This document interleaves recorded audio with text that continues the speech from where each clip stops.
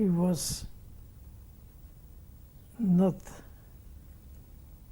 he was a very good man. Can you tell me your mother's name? My mother's name was Hitler. And can you describe your mother to me? Yes, a nice, very nice looking woman. And very worked, she was a housewife, and she brought up the family. And where did you live? We live in Poland, in Pabianic. That's not far from Lodz. Can you tell me your address? Yes. Number 8, the name of the street was Kościelna. And what sort of In English, that would be Church Street. what sort of place did you live in? In a house, So how many rooms did it have? 3. Okay. Can you describe to me the rooms? Was a kitchen and 2 bedrooms. Not a very big house. Did you have sisters and brothers? Did you have sisters and brothers? Yes, I had a brother, older than me. His name is Peretz. And I had a sister, and she was younger than me, and her name was Paula. Did you have many relations, a lot of family living nearby you? Yes, uncles, aunts, cousins. Did both your parents come from Pabianice? Yes, born in Pabianice. Yes. Did they live in the same street or? Not close surrounding, not far away from us. Very neat family, close. Did you have cousins you played with? Did you play with your cousins? No, my cousins was older than me. Was there any cousin in particular you played with? Not, I didn't have in my town, because they all was older than me. I was the youngest from them. Did you go to school? Yes, I went to school, and most of the day when we was in school, because we started 8 in the morning, and we finished at 2, and after we went to Cheder. So practically the whole day went for schooling. What did you learn at school? Polish, history, geography, everything. Is there one teacher you remember in particular? Yes. We had a teacher, I don't remember her name. She was Jewish. Maybe it will come to me later, I don't know. Was it a Jewish school? No. State school. So how many pupils in your class were Jewish? All of them. Yes. It was about 60 children in one class. All ages? No. And the class was, I would say, about 40% more girls than boys. We about 35 girls, 25 boys. How old were you when you started school? 7. In Poland, we start school at 7. And when did you start going to Cheder? Probably in the same time, maybe a year before. Do you remember what you learnt in Cheder? Hebrew, And how many hours in the afternoon was that? for 3-4 hours. And when you got home, what did you do at home? Schoolwork. You have to do this, the work from school. But we have to, the standard of studying in Poland was much higher than here in the school. A lot of, I expect a lot more from us than here, than in Australia, from the kids. Did you have a favourite subject? Yes, history. Yeah, I like very much history. Did you have ambitions at the time of what you might want to become? Yes, an accountant.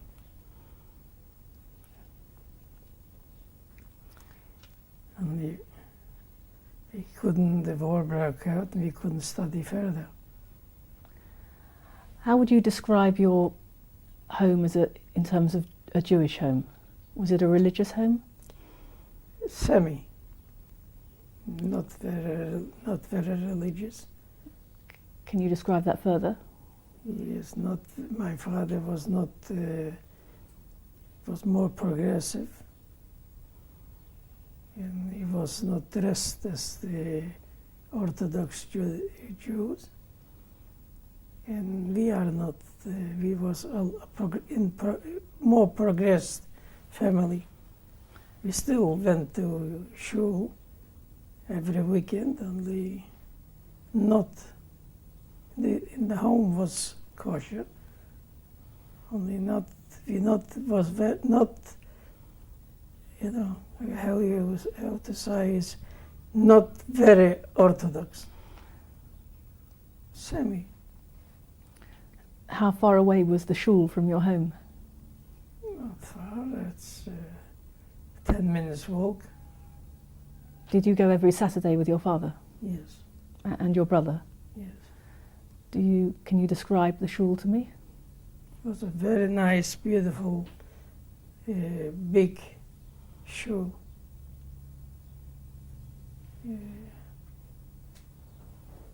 Was destroyed during the war. What about your mother? Did she go to shul? Yes. Every Saturday? No. Only in the high holidays. How did you celebrate the holidays in your home? It's traditional. Very traditional. Did all your family come to your house? Yes, we used to go to family come to us. Yes, only we are very, the home was very traditional, Jewish. Did your mother cook well? Yes, very good. Can you remember things she cooked that you liked? Everything what in the Jewish home cooked, for Saturday, for the week, for the holidays. We had traditional Pesach. She was quite, mother was more orthodox than all of us. Did you ever meet any of your grandparents? Yes, I knew my mother's mother, and also I knew, and because my name is after my grandfather, my mother's father, so didn't know him, and I knew my father's father. So your mother's mother, was she more orthodox than your mother? Yes. How did that show itself? What was that like? Did you go to their home? Yes. Yes. Yeah. She was orthodox, only I don't know how to say. We wasn't very like more traditional than orthodox. Did you have any hobbies that you did apart from school? Hobbies? We was in sport involved as young children. Was involved in sport and also in Zionist movement. Which was that movement? scouts, like scouts here. It was a movement for young people. We used to go out for some, like in Australia, they're going out for hikes and all sorts of things. How often did you meet? How often did you meet? Oh, in the weekends, mostly in the weekends. Saturday, Sunday. Was your brother also in the Scouts? Yes. Yes, it was quite a big movement. How much older was your brother than you? 5 years. He was born in 1920. Do you remember the day of your bar mitzvah? Yes. It was a bar mitzvah. We didn't make such a big fuss. It was call up. It was a call up, and after the call up, we had a gathering from a few people and family. We had a drink. Yes. In 1938, when you had your bar mitzvah, do you already remember knowing about Hitler and about anti-Semitism? Yes, quite well. We did. Yeah, this because it was a lot of going on in Poland in that time. The preparation for the war was quite big. Apparently Poland didn't know what Germany wanted to do. They came to visit Poland before the war, the Germans. And it started in 1938. It came a lot of Jewish people from Germany, which they called them the Ostjuden, which they sent them out from Germany into Poland. They didn't want them. Disbursement of the Jews from Germany. Did you see them? Yes. Did you know any of them? Did you know any of them? Yes, I know. One of my mother's cousin came with his family from Germany. What did they tell you? They told us that what's happening. It's going to be worse and worse. And I mean, it was we start to know what's going to happen and only we didn't have. We couldn't do anything to run away. Do you remember your parents talking? My parents? Talking? Discussions in your family? Yes, of course. Because I remember the cousins came, and see, the thing is, my father was in the First World War. He was in the Russian army. And he was a soldier during the war. And in 1915, he was taken by the Germans into Germany as a prisoner of war. And in Germany, he was in Germany an interpreter for Russian in German. And he liked very much the way the life in Germany was. And when he came back to Poland, he always wanted to go back to Germany, to live in Germany, because it was a nice life. And suddenly everything changed. And we didn't know what's happened to there. That anti-Semitism is such in a big way. Was there anti-Semitism in your school?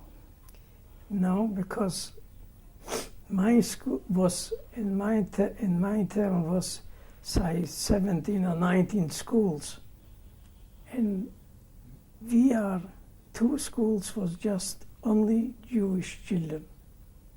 So we didn't, in the school we didn't have any anti-Semitism because it was only Jewish. That was state schools. Did you encounter anti-Semitism from non-Jewish neighbours or people in your street? Yes, of course, sure, of course. It wasn't. It was quite. We could feel it. Could see it and feel it.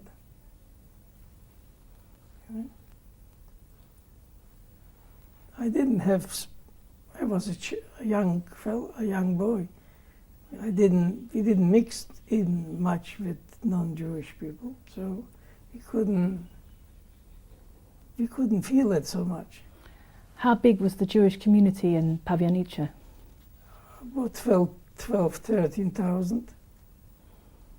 The town was about 60,000 people. Do you remember the day when war broke out?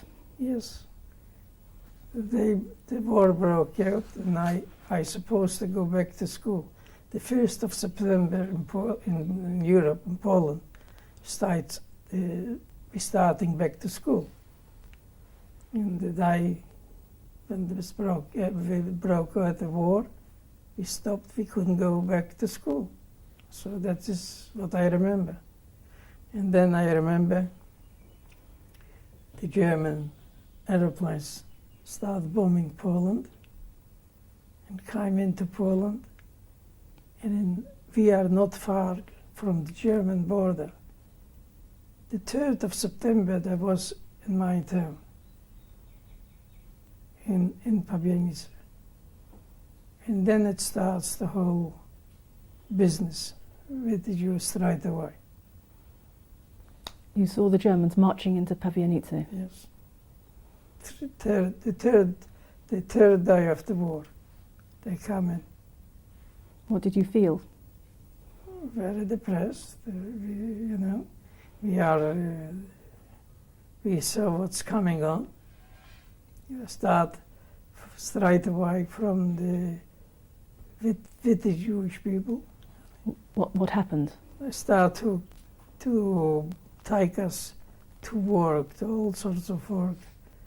And in that time, the first few weeks, I was with my brother hidden at a neighbor. And the neighbor he was a German and she was Polish. Only we were staying with them for 2 weeks till it was a little bit quieter because they started with a very big storm straight away to take us to work and we got beaten up and it was very unpleasant. Did you decide to hide? Yes. Yeah. So were friends of yours taken to work? Yes, friends? Of course, sure. Did they come back? Yes, they come back only very beaten up and it was very unpleasant. What sort of work did they do? All sorts of work which cleaning toilets, cleaning the rubbish, whatever they could.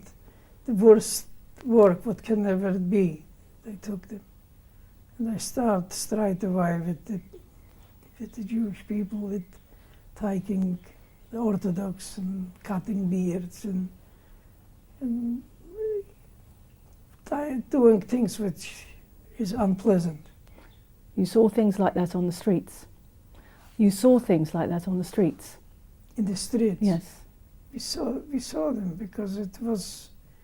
And secondly, my town was living a lot of Germans because they brought them in before the First World War for textile industry.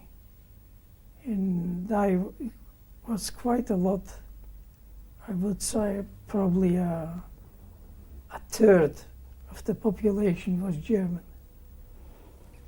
But the German family who hid you, they were nice. Yes, he was nice, the man. Otherwise he wouldn't take us in. Where He did was you a hide? neighbor. It was next door to us. Where did you hide? Mhm. Where did you hide? In his house, when it came the Germans to take to war, to work, he went out and he said that he lives in that place, so they didn't come in. And that was, for us, it was good because for 2 weeks we was safe. Only after the 2 weeks, it stopped. It was a little bit quiet. We went back home. What about your father? My father was at home. Yeah. And only with my father is a different story, but because he had a lot of German friends before the war. He spoke a very fluent German, and they tried to, during the war, some of them tried to help him. And he could, anyway, this is a further story because he still was, in the beginning, we was normally living, no ghettos, no nothing. What did your father tell you at this time? How did he explain what was happening? There was nothing to explain. We knew everything what's going on. We was not children anymore. It was no baby. We could see what's going on, what's happening. You know, and only the life started to be hard. And I tried to get to work. So I went into a factory. They organized a factory in my town, which we produced garments for the Germans. And I worked in that factory till 1942. So I was employed in the factory, so I didn't have the problems with running and hiding. So, did you know anybody who tried to escape from Pabianice? Oh, many people escaped. Where did they go? They ran away to. The people was escaping, to running to the Russian border, and they went to Russia. We didn't. My parents. I asked my parents to do it, and they didn't. They didn't do it Why was that? because we was thinking that it's maybe straight. It will not take long, and the Germans will go out from Poland. Only it happened that the war was 6 years, not a few days. When did you first hear about the ghetto? When did you first hear about the ghetto? in 1940 they established the ghetto. It happened that when we was living, they set up the ghetto. So we didn't have to shift, we stayed in our place. And what kind of ghetto it was? The ghetto was in such a way that's where they took in half the street where we was living, and they put up a sign with the Magen David, and this is the ghetto. From here starts the ghetto. We was not allowed to go out from the ghetto. They could come in to us, to the ghetto. So the Germans. Why? Because they take people to work and all sorts of things to do. The worst thing what they could do, they did. So what date was this in 1940? It was February 1940. It was about 5 months after they came in. We'll stop the tape now.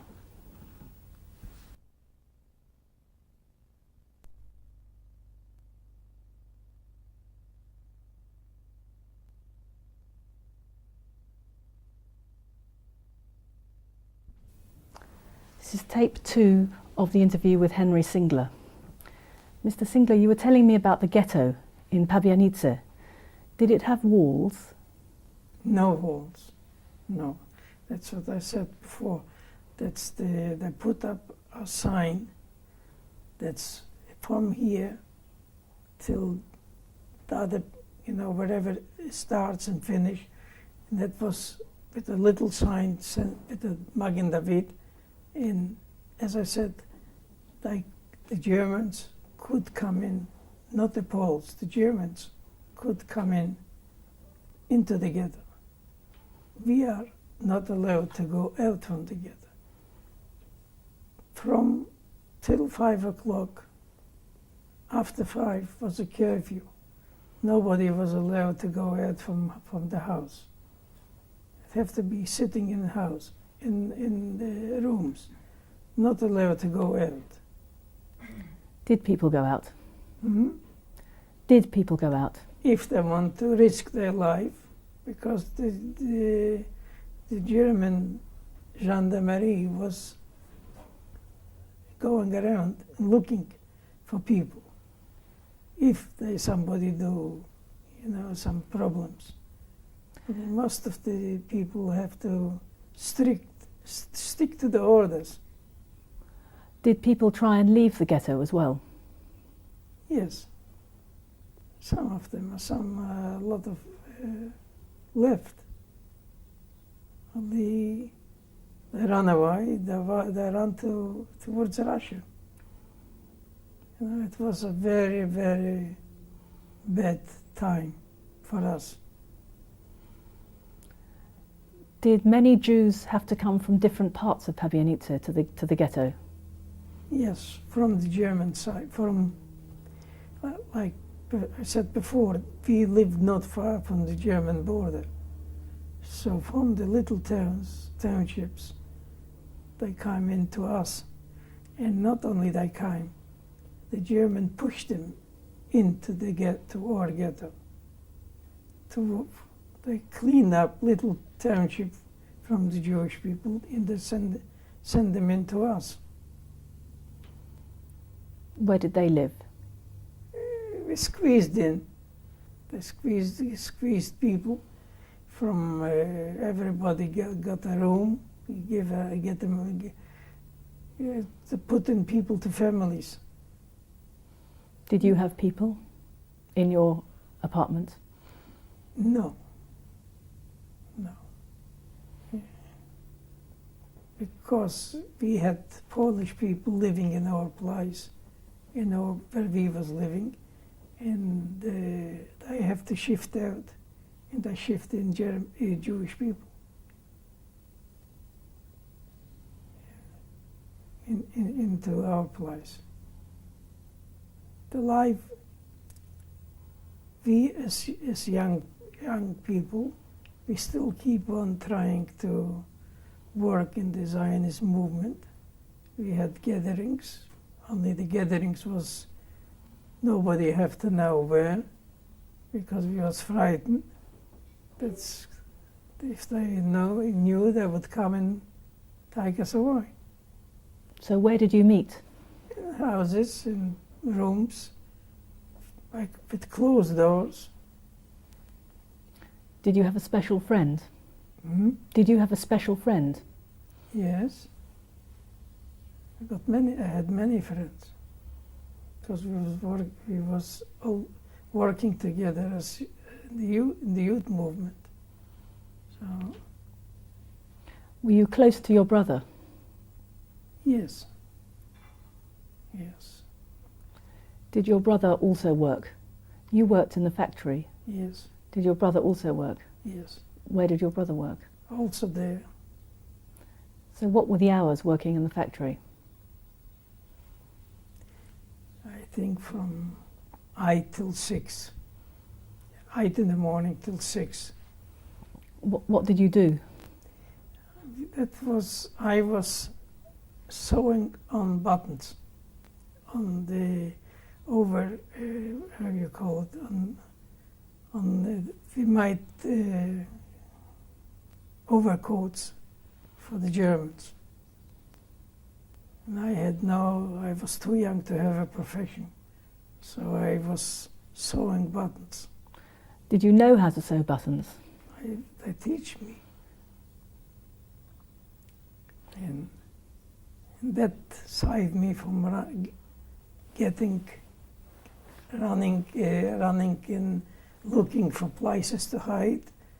So I went to work, and it was a safe place for me. The Germans didn't,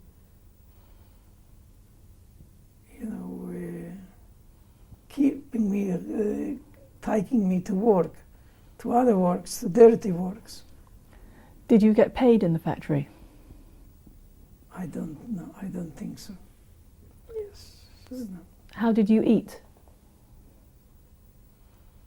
How we eat? We eat because we had some.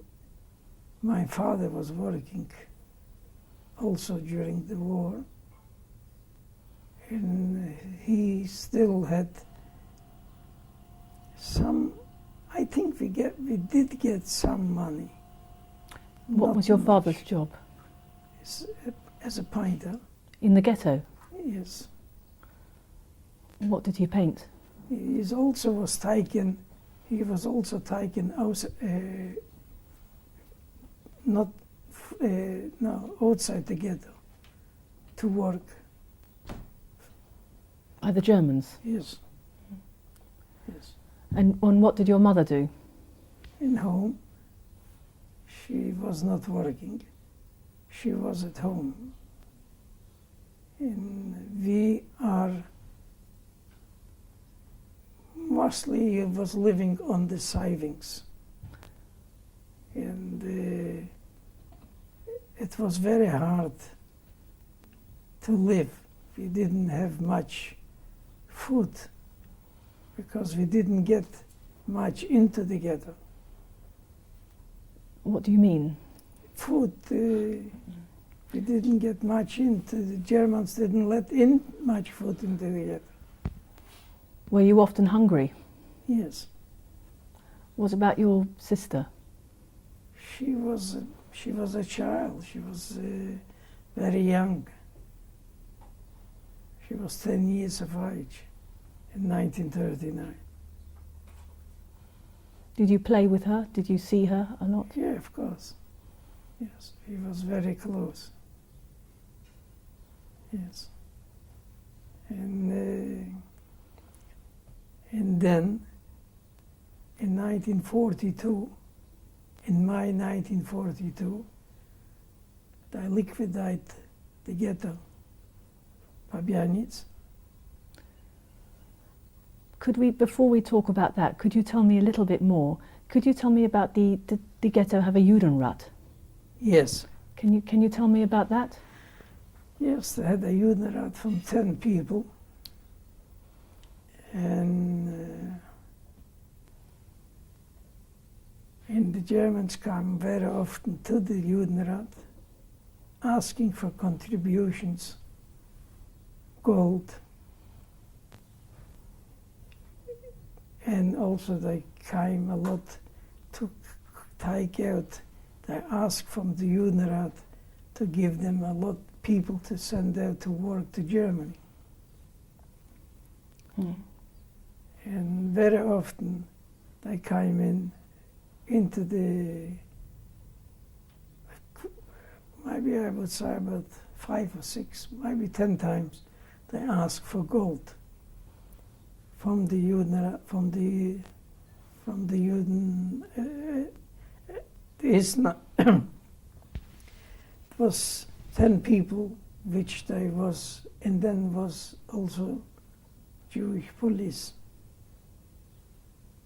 which did the job for the Germans. Did you know any police? Hmm? Did you know any police personally? Yeah, we knew, yes, because it was people from our town. How did they treat you?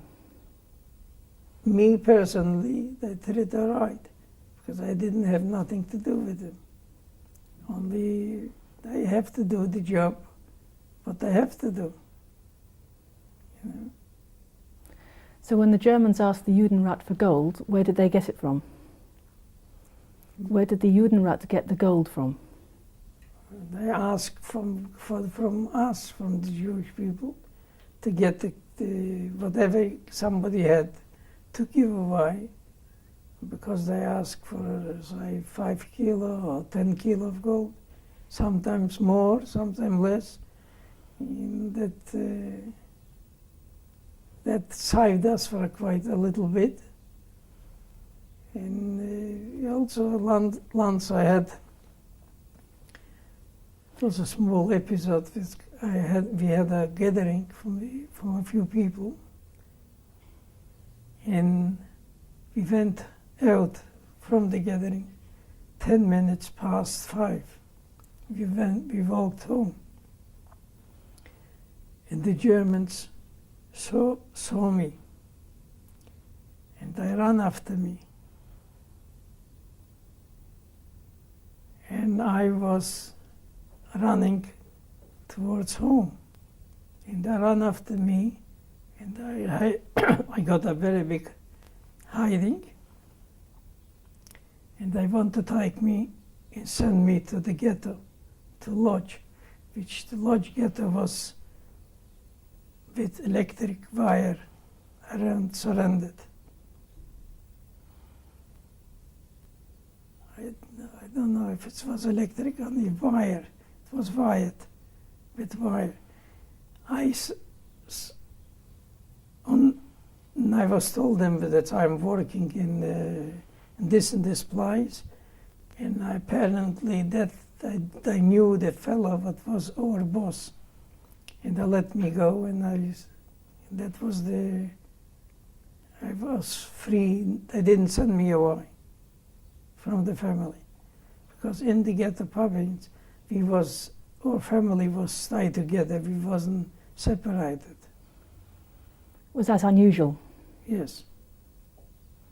What about your other uncles and aunts and cousins? Were they separated? Yes. Already in Pabianice? Yes. Where were they sent to? They sent to work to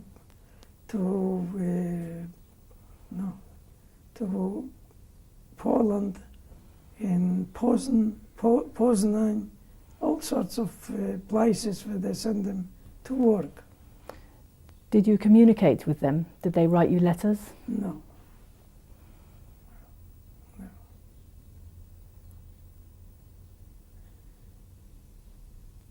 And also they took a lot of people, they sent them away from us.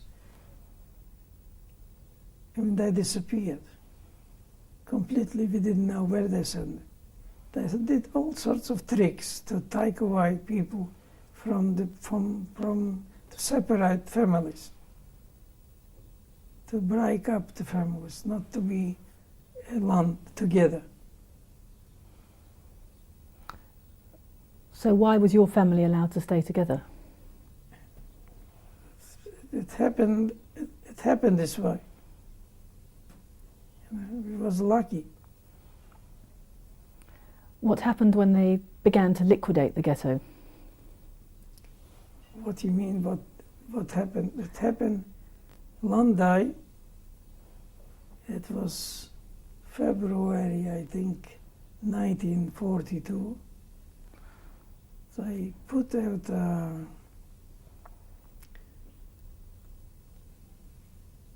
and they told us that everybody have to leave everything behind and go out from the house and stand in stand in the street and wait.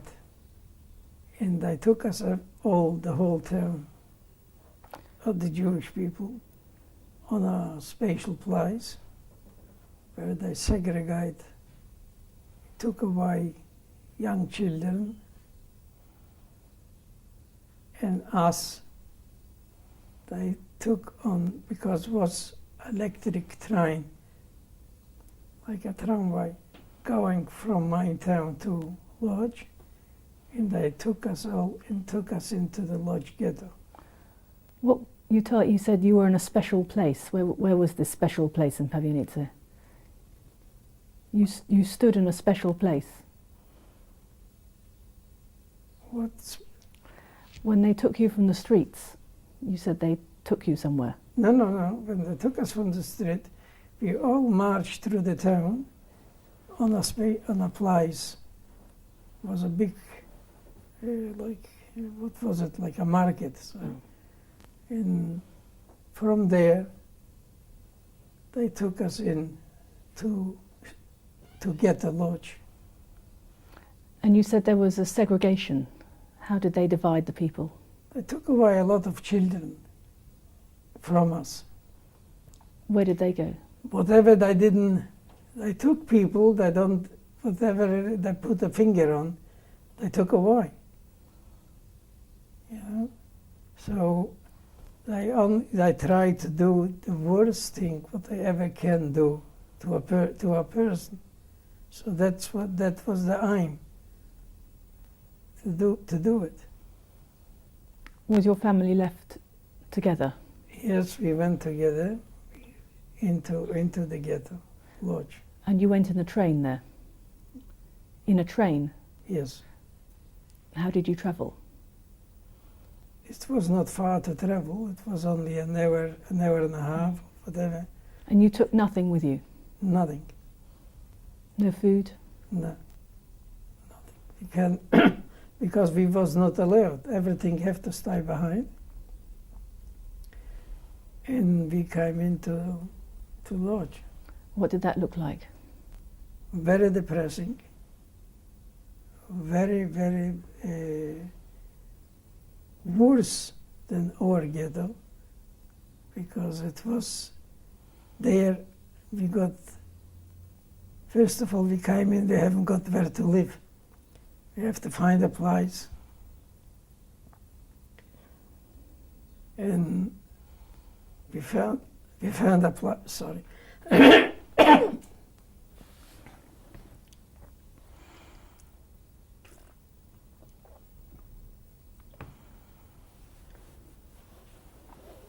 Found a place to live.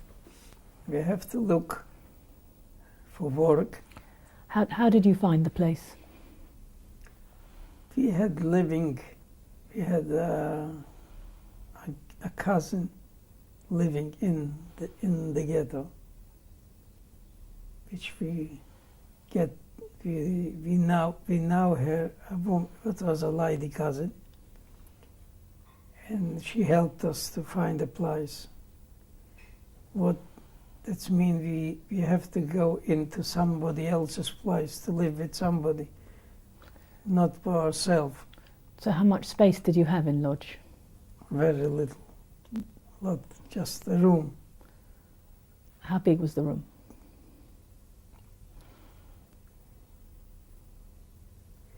Say three by 3, 4, or maybe a bit more. A very small room. It was not a big room. And that was the room, the kitchen and everything. The kitchen was in the room as well? Yes. And how many beds? We was still, the whole family was together. We was lucky.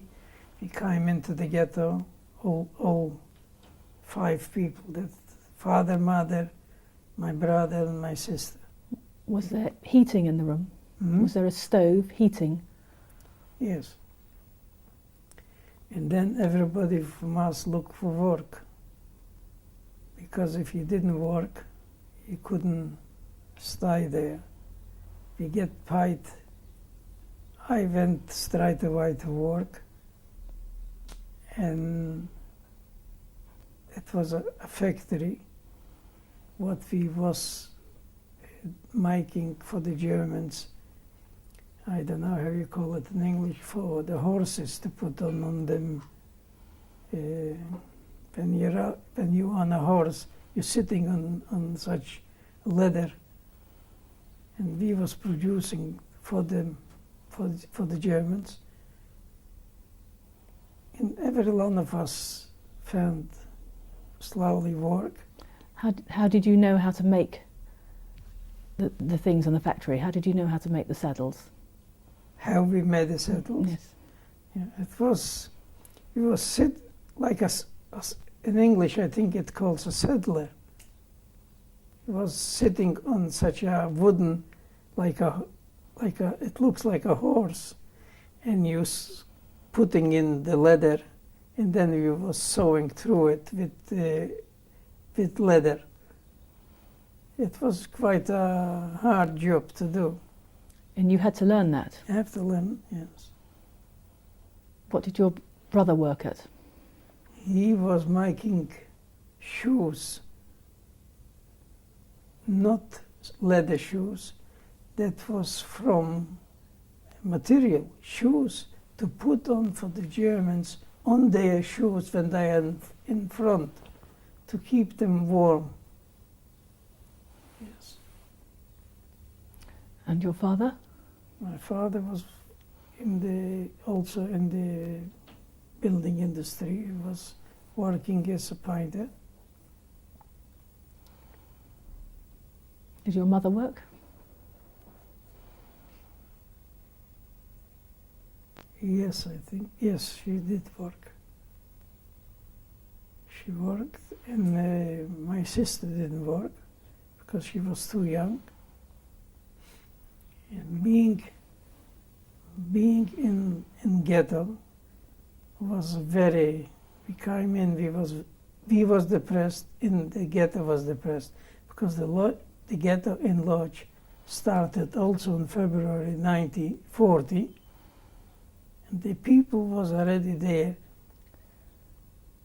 We did get very small ration of food. So you got 10 deco, 100 gram of bread a day. A very, very, very small. How big would 100 grams of bread be? How big would 100 grams of bread be? How big? One piece of bread. And it was very, very food-wise. It was very. We were starving more than not, all the time. Were you ill? Were you ill? No, I wasn't ill. I was rather all right. I was working all the time. I was working during the ghetto. Did you work 7 days a week? No, I think we worked 6 days. 6. I don't think we worked 7 in the ghetto. My mother was cooking as much as she could.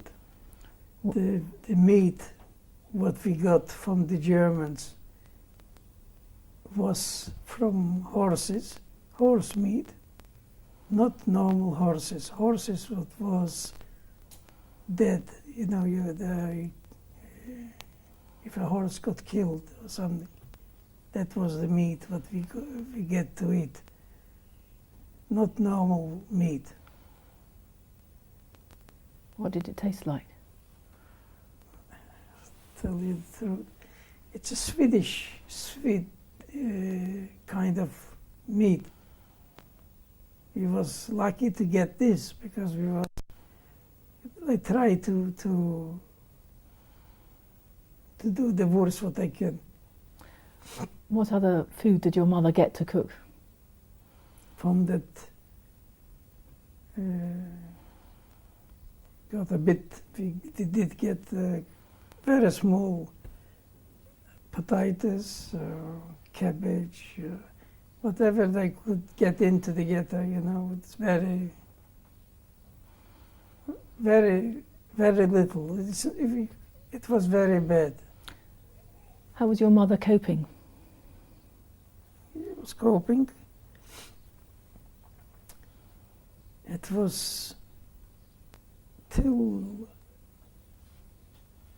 we've been a little while in the ghetto, and then was a very big selection on children and on older people. And in that selection, they took away my sister. We lost a sister. And as soon we lost my sister, my father was very, very depressed. And he said he don't want to live anymore. And he died in the ghetto in 1943. And then we stayed only with my mother, me and my brother. When they took your sister away, how did that happen? It was a selection on children and older people. Was that announced? And yes, and that they came in, the same thing, they told us to come out from the houses, to stay in the street, and they took away people whoever they want. Did your sister take anything with her? Did she take anything with her? No. Did she know? Nothing. Did you say anything to her? No, they took her away. She was very shy girl, she was only 10, 11 years old. And she couldn't help herself. So they took her away, and after 4 weeks later, my father passed away. And he said he don't want to live. I lost my daughter. And he gave up. He didn't want to go on. And we continue in the ghetto. That must have been very difficult for your mother. Yeah. We continue in the ghetto till 1944. In 1944 was the liquidation on the ghetto lodge. August 1944. We still worked as the youth movement. We still exist. We still work. We try to get together in the ghetto. Only we got no contact with outside ghetto at all. We not allowed to have any radios in the ghetto, nothing. So you knew nothing of what was happening in the outside world. No paper, no journals, nothing. No rumours. Nobody came in. Nothing. So it was. You can't get out. You can't go in. The ghetto was closed. We'll stop the tape now.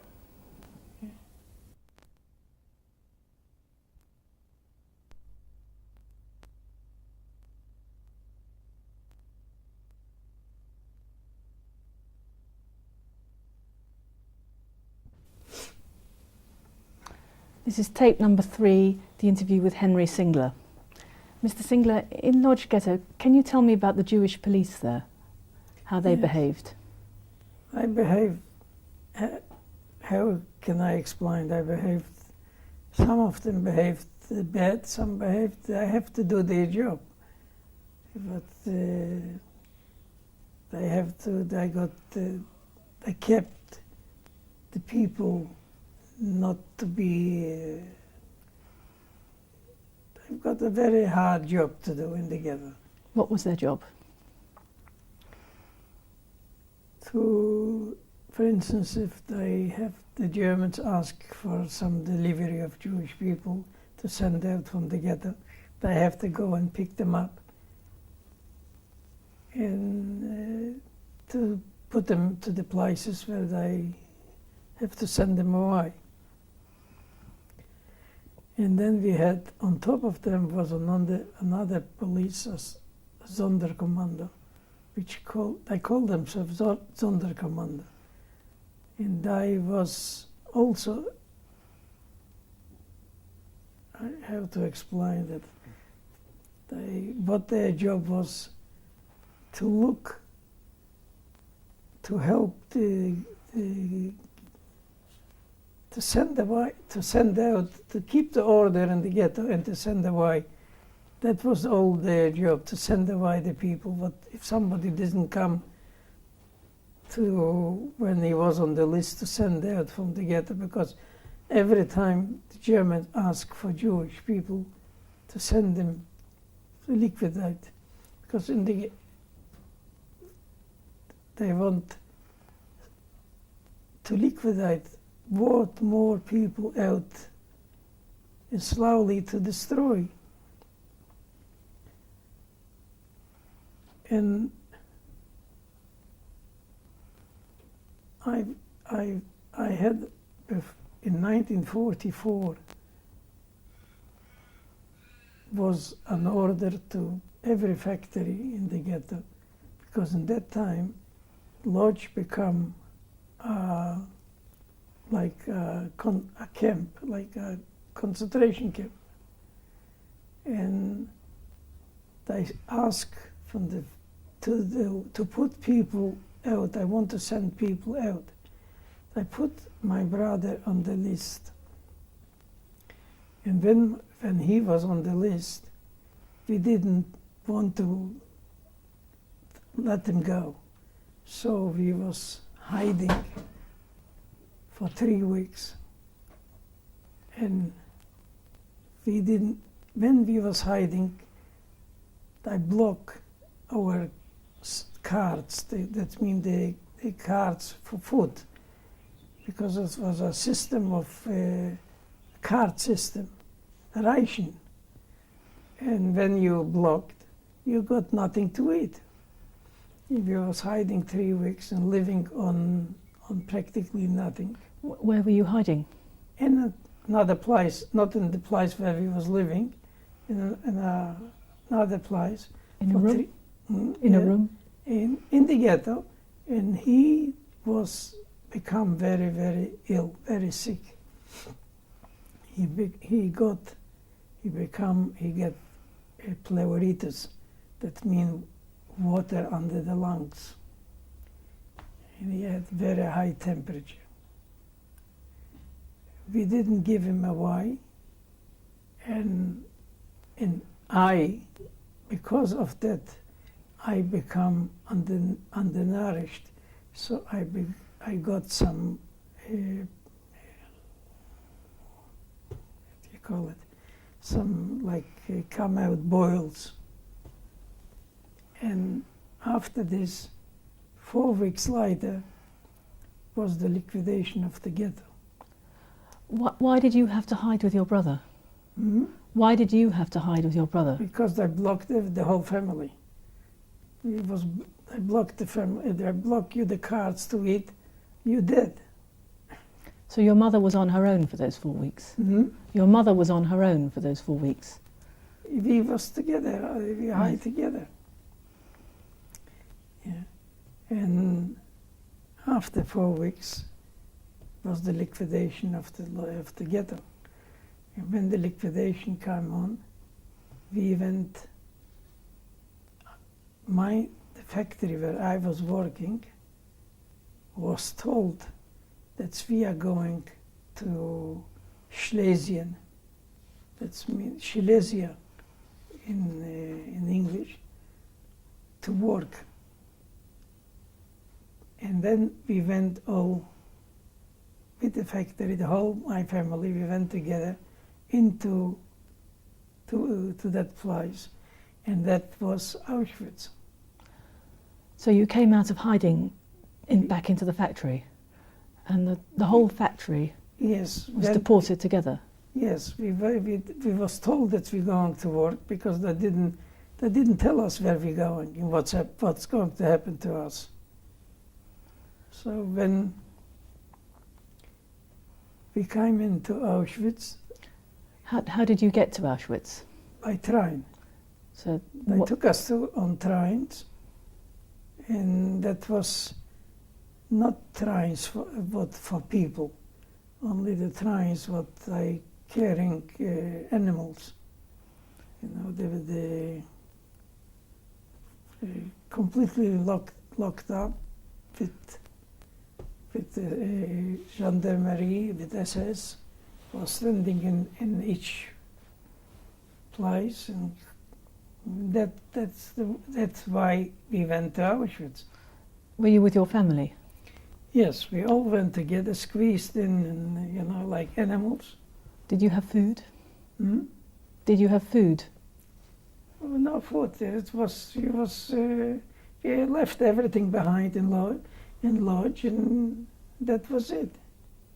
Was it a long journey?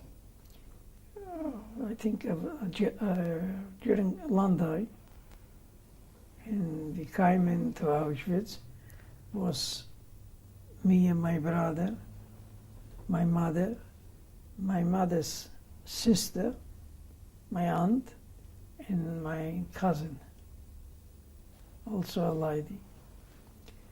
And when we came into Auschwitz, they straight away took in separate, men separate and women separate. What was your first sight of Auschwitz? What was your first sight of Auschwitz? What my side? We didn't know where we are. What did it look like? You know, we didn't know. It's completely. They brought us in, and they start to scream out of the train, and they took the separate men, separate women, separate. What sort of condition were you in? Bad condition, very bad condition. And this was my last time when I saw my mother. And from then what they did, and they start to separate younger people and older people. And the older people went straight away to the crematoriums. We didn't know. Did you see your mother going off? Yes. Did you say anything to her? And they took this, then they select the men. Young separate, children, older men. And I and my brother went in as young people. They took us into a land side of Auschwitz. You see, Auschwitz is built. It was a very big place, and every camp internally was with electric wire, separated. And when we came in there after we was taken into a place. Were you asked any questions when you were segregated? Were you asked any questions? To whom? To you. Did they ask you questions? No, it was nothing to ask. We all were very, we was like sheeps, animals, not people. They took us into Auschwitz. We were sitting, and then they took us into a bath. We have to take off all the clothes. We have to leave it in one side. And we went under the showers. Were you still with your brother? Mm-hmm. Were you still with your brother? Yes. And we went into the showers, and still from there they select people out which they didn't like. How did they do that? They come in, point out the finger, and they took you away, out. And they give us different clothes. What sort of clothes did they give you? Very old, just to put a pair of slacks and some shoes from timber, you know, the Holland shoes they wear. Did you know many of the other people in your transport? If I know the people. in when you went for the shower? Did you know many of the other people? You know some people, not all of them, you know some. And in the shower, they shave us, the hair and all sorts from everywhere. And they took some special thing and they put what's very burn to make disinfection. Yeah. And they took us, we went out from here, we went out this way, we went out the other side, different people. And then from there, that was taken quite a long time, from there they took us in to Birkenau. Just before you carry on, were you given a number? Not yet. Right. No, not yet. They took us into Birkenau. That was a part of Auschwitz. In there, coming in, there still was some screaming to if you got something to give out, because they're looking for gold, for diamonds, for all sorts of things. Because if that was not enough, that we left everything behind us. They still was thinking that we got still something with us, that we're hiding something. Anyway, we came into Auschwitz, to Birkenau, and in Birkenau was like people was like animals, not human. And as we come into Birkenau, my brother said to me that he feels not good because he was still sick from being from lodge, and also I was with my boils. We went into the hospital. We didn't know what that means. We didn't know where we are. We didn't know even that crematoriums exist there. We didn't know nothing. How did you know about the hospital? We knew because we was all dying. We wasn't doing anything just there, because from there they took people away to Germany, to all sorts of to other camps. That's like that was like going through, you know. And as soon we went into the hospital, my brother was taken in to stay there. And I went back onto a block where I was living, where they put me in. Every block was about 1,400 people. So they was sending from there people away to camps. I didn't go.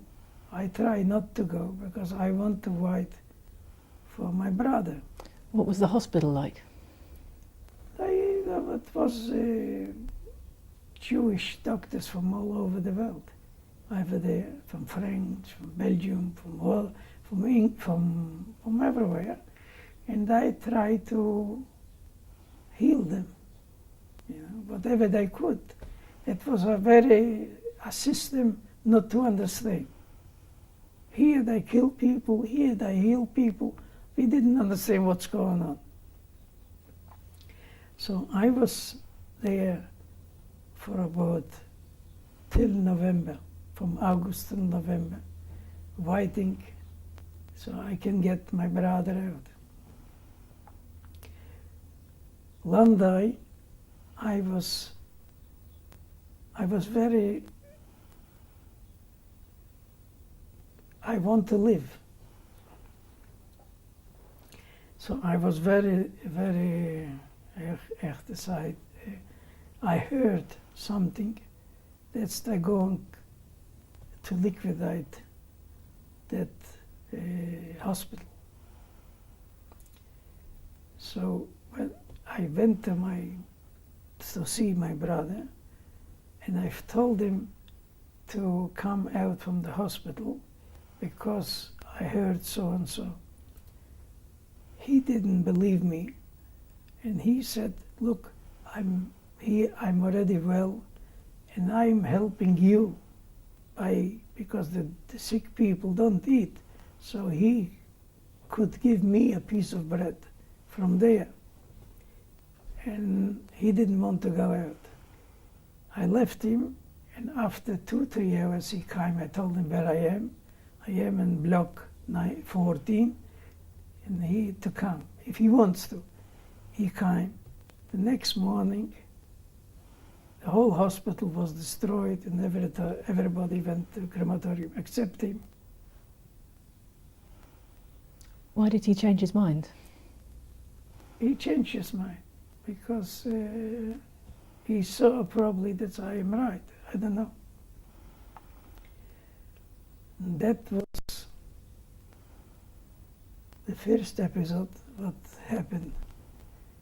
In Birkenau was very, very bad, very hard, very unhuman. Only I didn't have a choice. I wanted to fight for him. Anyway, then he came out. We was already together. In the second, that was they took us, all the youngsters. That was Rosh Hashanah, 1944. Yes. No, that was, yes, it was a small selection. I ran away. They didn't take us, nothing. Only the another selection was in Yom Kippur. What I try to do is every holiday, I try to do something, some bad things. They took all the young people into a place, they take a stick and put up on a 170 height, and they segregate the people, the smaller people on one side, the bigger people on the other side, the taller ones. Was between the smaller ones, and they took us in to a block which was already, and I saw that something is going to be wrong because they put nails on the doors from both sides, because the blocks in Auschwitz had a little room in the front and little in the back. Something, it's too hard to explain how it, and it was about also 1,200 people. And we was lying on the concrete floor, and I saw that it's going to be the finish. My brother was he didn't care, yes or no. I was but I was caring. I wanted to live. So during the night, I saw that somebody from the boys are going towards the back of that place and breaking up the nails and opening the doors. I didn't wake up my brother. I put him by his arm and I was pulling him, and we ran out. How big was the hole?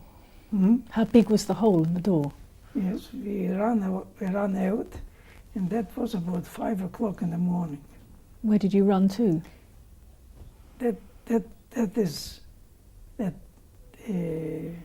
was about 23 blocks in Birkenau. So we ran out from that place, and in one of these blocks we saw was some Jewish people, and I was praying for Yom Kippur. I was hiding in the morning And we went in there and was standing. What I did at night before the selection, what I did every day, 4 o'clock in the afternoon, was an appel. Appel means everybody have to stand in going out from the block, and was counted as if we are there. So what I did, I give everybody from the whole a little piece of a card, piece of this, like a piece of paper, and that is us. We didn't get it because we was taken to the selection, right? So when we was run out from there, we was, and straight away was an alarm. The alarms was screaming. It was looking for us. Apparently, a few boys ran out. I don't know how many. And I started to with dogs, and and they didn't find us. What was the whole matter was that I had in there, say, 1,200 people. That's what I have to have. It was no named. That's Henry or David or Joe wasn't there. No names. So they put some other people in, and after a while it stopped the whole business. The screaming, it was quiet. Only what happened the next day, I have to stand at 4 o'clock in the afternoon, and I didn't have that piece of paper, so I was not, and I didn't belong to anywhere. What happened?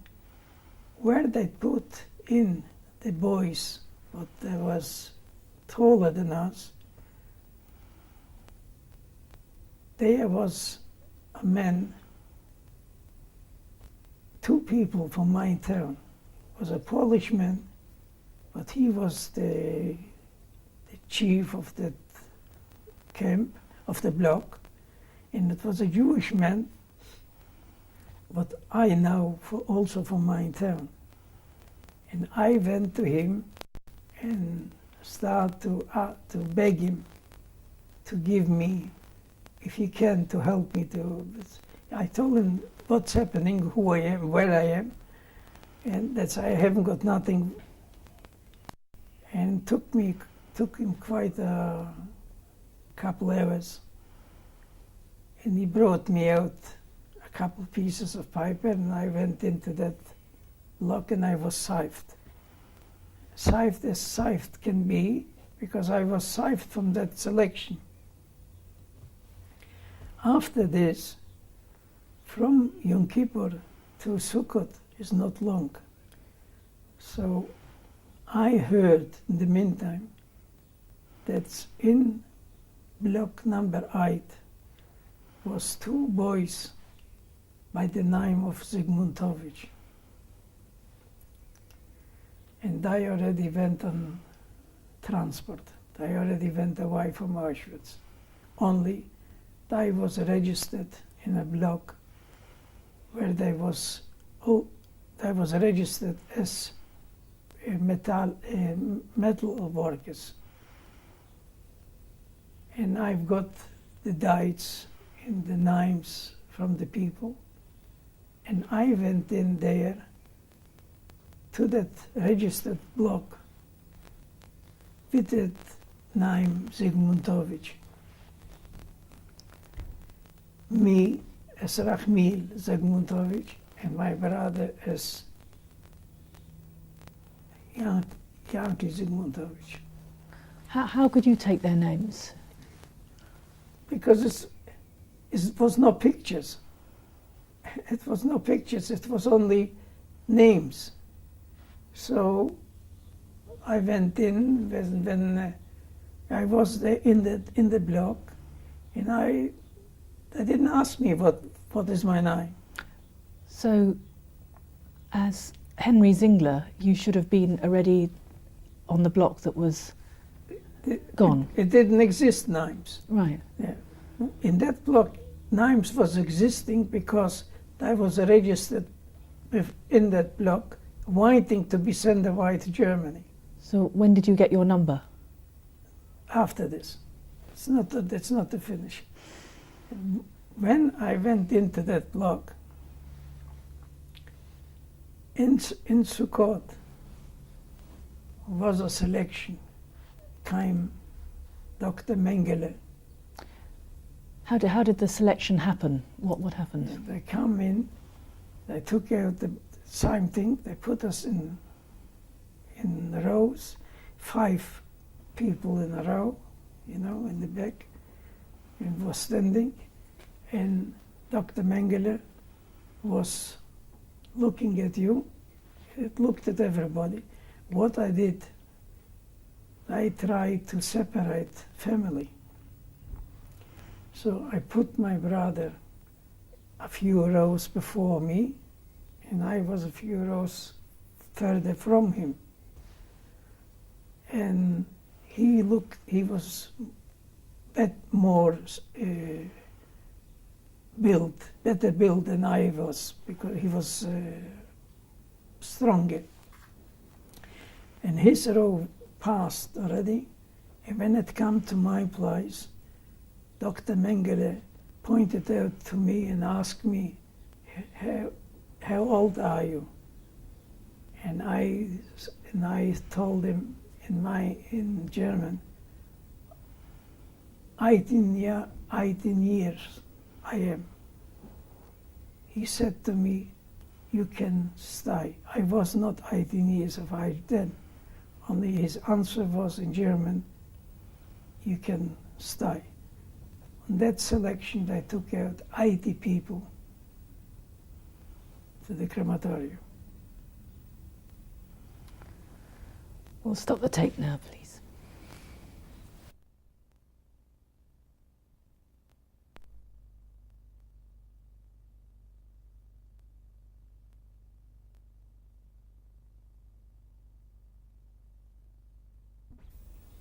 This is tape number 4, the interview with Henry Cyngler. Mr. Cyngler, you were telling me about the selection with Dr. Mengele. Can you describe Dr. Mengele to me, please? This Dr. Mengele, in that time he was a young man. He was wearing a SS uniform and a band on his hand, signing with a red cross. What was his face like? His face was a good-looking man. So what did he say to you? He said to me, you want in German or in English? In German. In German, yeah, he said to me, wie alt bist du denn? I said, 18 Jahre, Herr Lagerführer. And I salute to him, and he said, magst du bleiben? That was his words. So what happened then? He took away some other people, about 80 people from that selection, and we stayed in that, we went back to the block, and we were still in that block waiting to go to Germany to work as metal workers. Except now you were Zygmuntowicz. Mm-hmm. Now your name was Zygmuntowicz. Yes. Did you feel different having a different name? Yes. We was waiting there. Only I was anxious when I had already my brother. I was anxious to get out from Auschwitz, from Birkenau. I wanted to go to work to Germany. So one day, they took a group, and I took my brother. We went with that group we want to go out. We want to leave already. So what I did, they took us and registered everybody in the watch our names. I didn't tell them that I am Zygmuntovich. I registered my name, and when they did the registration, they asked us from where we are, what country we are, and they put a tattoo on my arm. And after waiting a whole day to be sent away, in the evening when they called out our names, about 40 people, and they told us, screaming on us, why we came to that transport. We didn't know why. Apparently that transport was only Jews from Czechoslovakia. They didn't want us. So they crossed out the tattoo. My tattoo is crossed out. How come that mistake was made? That's not a mistake. That was because they didn't want us. So they crossed the tattoo. Apparently we didn't know. This transport went on to work in the crematorium. We was lucky that they didn't take us, because every 3 months the people that worked in crematorium, they put them in because they didn't want nobody to be left alive after the war to tell the story what's happened. So you went back to your block? Yes. And I was waiting till our time comes when they took us. Apparently, when we was in November, this was November, the Russians was already coming in towards Auschwitz, towards our way. And they want to get us out as quick as possible.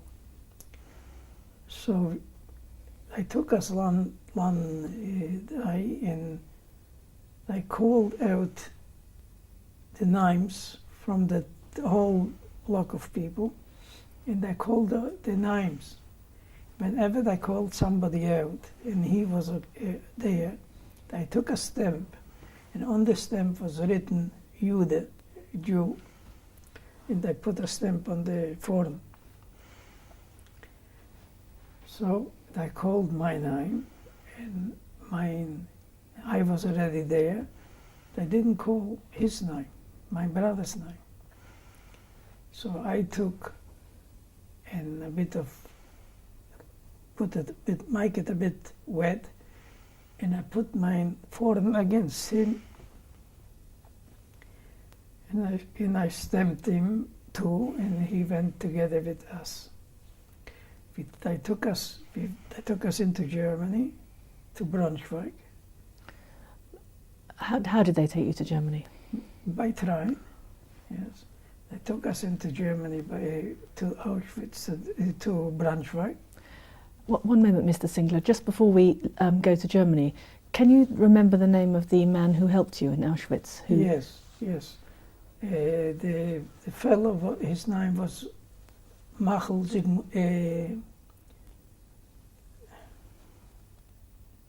Volkovich. Volkovich. Yes. Did he survive? Yes, he went together with me afterwards to Braunschweig. Yes. How long was that journey to Germany? I don't know, probably a few hours, probably I think 6-7 hours. And how many people were on the transport? About 2,500. Yes. The barracks was built already there, and we came in there, and apparently when we came into to Germany, to Braunschweig, was 40 people came in not on the list like I did. You know, somehow they came in, and they want to send them back to Auschwitz. Only somehow happened I left everybody. So we stayed in Braunschweig for the beginning. We went in to work in a factory from not the big trucks.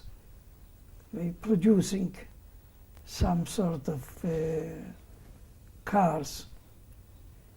And we was working, they put me to a machine which was, I don't know, in English is a dry bank, what you call it, but I put,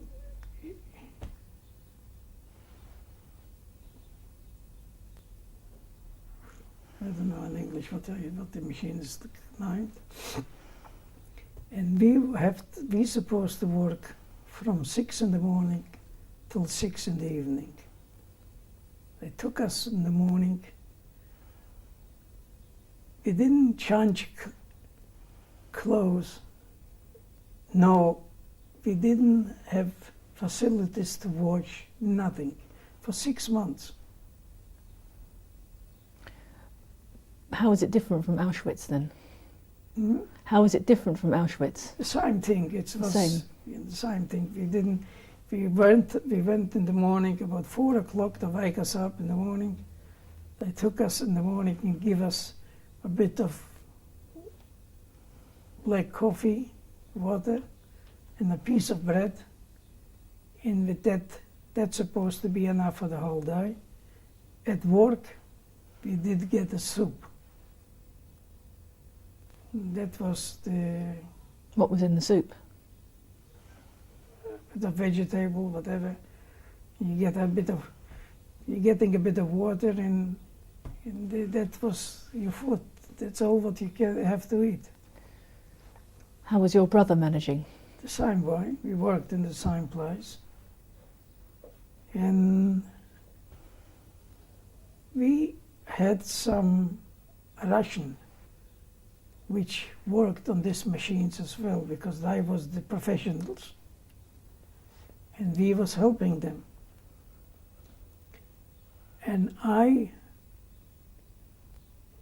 had a Russian fellow which he was about 30 years of age. For me, he was an old man.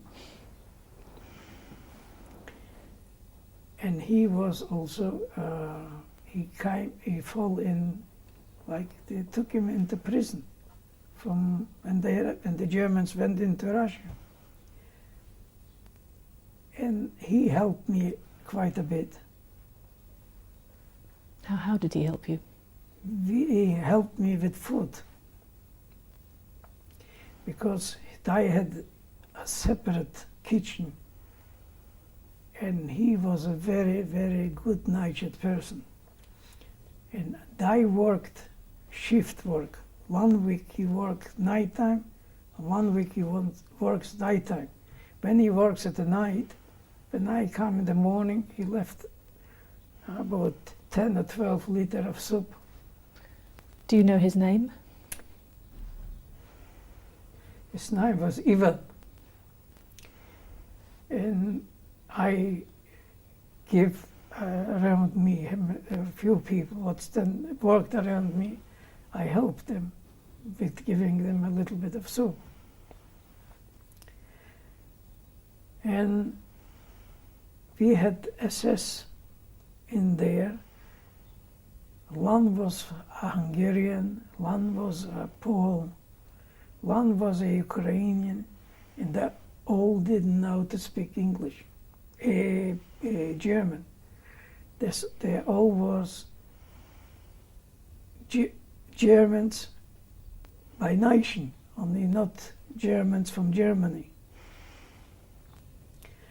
And they treat us not very well. We had one SS, he was a very high rank, and he was running the camp. And everybody have to wear the yellow star, and also they put us on the back a red with paint that we are political. No, we are, against German rights. And we was there till March. We was working. It was better than in Auschwitz, only not very good. What was the treatment of the SS guards to you? Not good. Beating? Yes, not good. Especially the German, I would say the Germans was better than the Germans what become German. It's like the Pole, the Hungarian, the Russian, the Ukrainian, that was very bad. Were you ever hurt by any of them? I try to avoid it because I try to keep away, not to get hurt. I did my work, and then I needed in the camp in Braunschweig somebody to become. I asked for hairdressers. So I stepped there and I said that I am a hairdresser. They gave me a machine, like a hand machine, and what they did, they didn't cut our hair on the middle here. We have to cut out like us as wide as the machine, because in case we run away from the camp, they can recognize us. So you did that to all the other people in the camp? Yes. And that was, this was after the work, because I went to work normally. I didn't want to stay in camp. And after work, that was my job. Did you have special status because you did that? Mm. What did you get? It gave me I had a better name by then, And also, I had a knife, I did some shaving as well. Did anyone die while you were in Braunschweig? Many people. Many people died because they couldn't. They was from hunger. Most of them people died from hunger. Especially people which was big eaters and bigger people, bigger, stronger. They fell like very, very quick. What do you think kept you going? What kept you going? The willing to live. I wanted to survive. And I've tried to do everything that I can to survive. What happened next then? Next, what happened, the Americans, the English, they bombed our factory 4 or 5 times a day,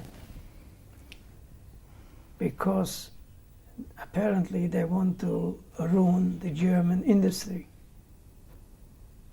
So it was already a time that we cannot stay there, so the Germans took us to another place. And we was walking from Braunschweig to the place was called Wattenstadt. That was Hermann Göring's worker. It was on the same thing. And on the way, who couldn't walk, they killed. If they saw somebody sitting down or something, I killed the people. What date was this? Hmm? What date? That was around March Was it- 45. Was it cold weather? Cold, yes. And there, by being in that place, they took our clothes for, in German it calls it Lausung. It was for disinfection. So we was without clothes for 3 days. Going out 5, 6 o'clock in the morning, standing 2, 3 hours naked. Were you still with your brother? Yes, Just going back to the march from Braunschweig, how long did that march take? 2 days. And did you stop during that march? We stopped, lunch I think we stopped. Did you ever meet any of the local population? Did you ever meet any Germans, ordinary Germans? The ordinary Germans saw us go every day to work in Braunschweig. Did they ever talk to you? No, Ever look at you? we didn't go by ourselves because the SS people was beside us, you know, with the guns. We was prisoners, we was not free people. In the Hermann Göringswerke, how long did you stay there? Yes, probably, I think a week. So when did you get your clothes? After 3, 4 days, I don't think we get back our clothes. Whatever we could grab, we grab. Did you get food? Hmm? Food. Food, the same thing. A piece of bread, soup during the day, that was it. No much food. Were people dying? How were you? Yeah, but who couldn't, like I said before, who could not exist on this small ration? They got swollen, they got, all sorts of sickness, and they disappeared. They died. And then from there, they took us into Ravensbrück. In Ravensbrück, that was a women's camp. Only what happened? During the war was in Warsaw, they took a lot of Polish girls, and Jewish girls, from Warsaw into Ravensbrück. And when we came there, we found the lager was empty, only women clothing, like skirts, blouses. Nobody was there anymore. They all disappeared. And why they took us in there, Dr. Bernardot from Sweden somehow made an exchange. He took Germans and supposed to give Germans back to take Jewish people into Sweden. So we was there waiting in Ravensbrück. And they give us parcels, like and on the parcel was written, "Nur für Juden," that's only for Jewish people. Why? Because if we will come into Sweden to show the Swedish people how good the Germans was to us. In that package was milk powder, all sorts of things, and we was very hungry. Some of our people start to eat, and they couldn't take it, and they died from that overeat. So, being there in Ravensbrück for a while, they brought in a transport of women 500 women, Jewish women, and between that 500 people was my cousin, what went together with me to Auschwitz.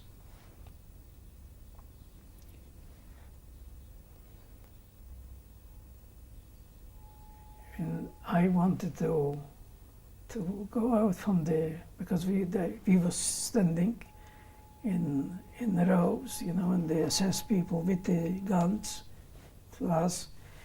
And as I want to move out, straight away one wanted to shoot. Anyway, they took the women. There was there a day or two. I didn't speak to her. Only we saw each other. They took that women on buses, and I put the Red Cross on the bus, and I took him to Sweden. Apparently, on the way to Sweden, they bombed the buses, and some of them got killed because the English, the American, didn't believe that it's a Red Cross. Only my cousin went into Sweden. We men, they took us on trains, and also they want to take us to Sweden. So every day we went into the train in the morning, and in the evening the train cannot move because the borders was already cut off. So it took us probably 11 or 12 days in and out of the train every day. Into the train, out of the train, into the train. We didn't make it. We didn't make to Sweden. So we was the 2nd of May, 1945, around 12 o'clock, we was liberated in Ludwigslust. And that camp was a camp. There was a lot of Ukrainian in that camp. And the Ukrainian people they was not police, they was also in camp. Very wild people. What mean by wild? They could cut off a piece of dead person and eat it, like cannibals. And we was frightened of them. Did you see them do that? Hmm? Did you see the Ukrainians? Yeah. Very, even because to go out from the barrack into the toilet, we was frightened to go. Because of them. More of them than from the Germans. You know? Anyway, the 2nd of May, we was liberated in that call. The place was Webelin, only the camp was Ludwigslust or whatever. And as soon we was liberated, I went out from the camp because I was on a stage that I could walk. I wasn't. Who liberated you? Hmm? Who liberated you? The Americans. Yeah. A Jewish captain came in with the first bus, with a truck, not on a bike or something in the, you know. And it was 4 o'clock in the day. Were you with your brother there? Yes, I took my brother and another few boys, and we went in to the city. As we went into the city, we went into a German place because I saw how the Americans are. The Germans was then already under, how you say it, they took him in as Arrest? No, as so I saw the soldiers, everybody go walking under the American patrol. And we went in to a place, and we were sitting there for half an hour, and we started to eat something. Apparently, the Americans was not so harsh to the Germans, like the Russians. The Russians did much more to the Germans than we are, than the Americans. And they put me out from there, and they told me to go back to the camp. So we went back to the camp. We were sleeping in the camp. After 3 days, Germany was divided into 4, and apparently the Americans stepped away where we are, and the Russians came in. So we was already with the Russians. Only before the Russians came in, it's finished. I can still talk. We'll stop the tape now and carry on later.